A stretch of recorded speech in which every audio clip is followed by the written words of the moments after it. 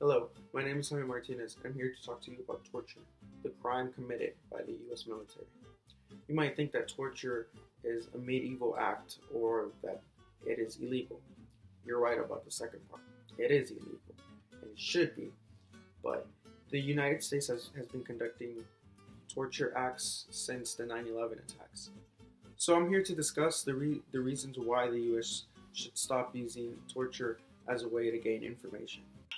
If you don't know what torture looks like, well, take a look. Doesn't matter. This is torture.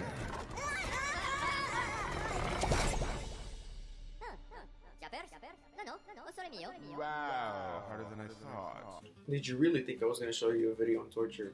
No, that would have been disgusting. It would have been horrible. Torture was made illegal by the United Nations.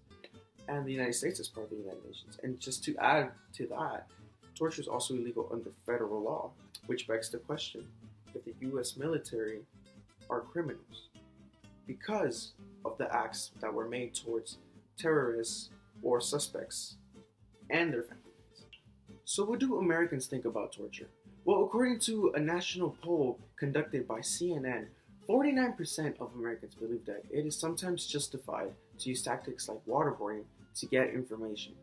So you're telling me that about 50% of the American population believes that waterboarding, one of the most horrible types of torture, can be justified. It can be right, according to them. And 57% believe that those tactics often or sometimes produce reliable information that helps prevent terrorist attacks. No, it doesn't. So how effective is torture? Well, according to an expert, Stephen Welsh, torture is not effective at all.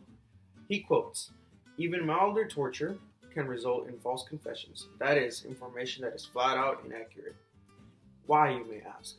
Well, the reason why all these confessions are false confessions is because simply people are trying to get away from the pain.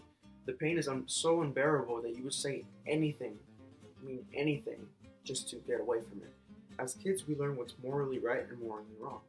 As kids, we were taught to treat others like you would like to be treated. That is completely what torture goes against. In torture, you're torturing somebody, you're making somebody feel intense pain, horrible pain. And by doing that, you do something completely against what you would want to be, how you would like to be treated. Just imagine yourself on a table getting waterboarded. It's horrible. You don't want that for you. So right now, where do we stand on torture? Well, it's not looking good. Our president-elect, Donald J. Trump, believes otherwise. He believes that he is right and we are wrong. And this is what he has to say. Would you allow U.S. interrogators to waterboard terrorist prisoners in order to extract information? Absolutely. And don't tell me it doesn't work. Torture works, okay, folks? Torture, have these guys. Torture doesn't work. Believe me, it works, okay? Ask me the question, what do you think of waterboarding? Absolutely fine. But we should go much stronger than waterboarding. That's the way I feel. Shouldn't be thinking like that, especially on subjects like torture. We've already learned that torture is immoral, ineffective, and it's illegal. We should keep it that way.